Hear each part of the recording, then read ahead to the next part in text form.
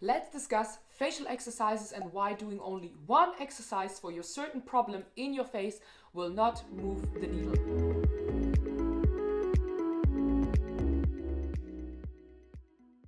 So for everyone who's new to this channel, I'm Anastasia, the founder of All You Can Face. I'm passionate about teaching people how to exercise their facial muscles, how to release the tension, and how to learn more about skincare, health, and the newest hacks to become the best version of yourself and glow up in the most natural way possible. You want to get the fastest results with the least amount of effort in the most convenient way possible. And I understand that.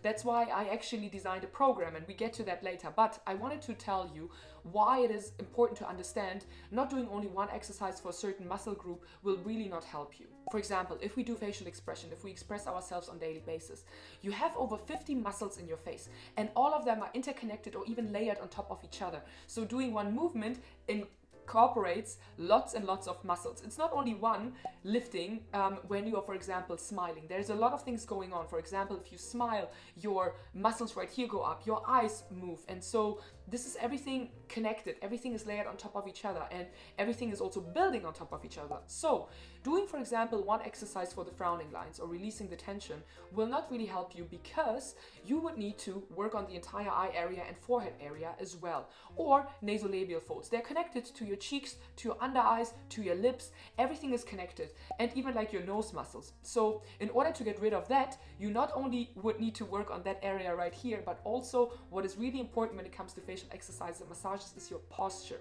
Your posture is literally the basis of a beautiful face, and the health of your neck is literally the gateway to your beauty. Knowing that will really help you understand why you should look at your face holistically. Of course, there are exercises targeted to a certain muscle group, and you should also do them, and they will really help you, but not neglect other movements as well. I wanted to really emphasize the importance of doing your facial exercises and massages holistically and also in the right way. Doing just one random exercise you saw on YouTube, on social media, will really not help you. In fact, it could potentially make your problem worse, because it has probably a different cause than you see on your face. For example, facial asymmetry can have a cause literally on the way you sit, the way you talk, chew, sleep, and so it's very important to understand that as well, and holistically look at your body in a one way rather than just looking at your face or even specific areas in your face. This is why I created a holistic program at allyoucanface.com, where you on daily basis really only need to invest 10 minutes a day to see results. I'm not forcing you to do exercises for 20-30 minutes like other programs probably do, even though this will be also of course effective, but you really need only 10 minutes. You need to stick to it, and you will see amazing, beautiful results, just like the ones here of people like you and me, probably thinking this will not change, but they gave it a try and they really improved their faces, as you can see. So give it a try.